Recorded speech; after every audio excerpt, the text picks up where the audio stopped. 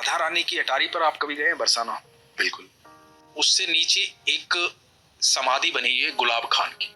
तो गुलाब खां जो है सारंगी बजाते थे अटारी पर, ठीक है, उनका काम था सारंगी बजाना। और उनकी एक छोटी सी बेटी थी राधा नाम की। तो राधा जो है वो बस एक बेटी थी, पत्नी उनकी थी नहीं।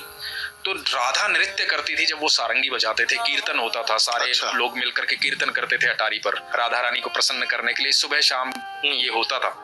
और यही उनकी दिनचर्या थी और यही जीवन यापन का साधन भी था। तो वहीं से उनको भोजन प्राप्त होता था, जो प्रसाद में मिलता था वही ग्रहण करते थे बेटी और बाप जो है।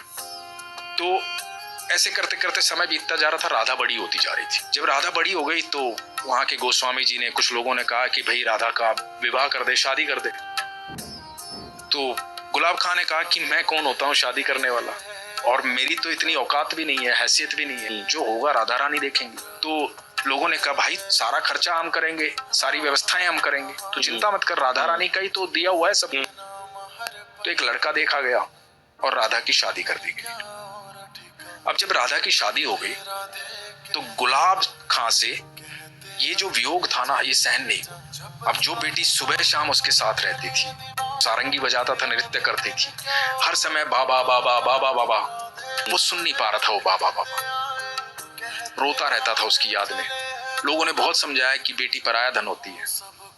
उसका विवाह हो गया, वो चली गई, सारंगी बजाना छोड़ दिया, सारा दिन राधा राधा करता रहता था। एक दिन हुआ क्या कि गुलाब खां दिखाई नहीं दिया किसी को। खूब तलाश किया, गुलाब खां कहीं नहीं मिला। तो लोगों को लगा कि बेटी के वियोग में आ गया था, दुखी हो गया था, हो सकता है बैकुंठ धाम चला गया हो, उम्र भी हो गई थी उसकी। तो लोगों ने एक समाधि बनवा दी गुलाब खां की याद में बरसाना में।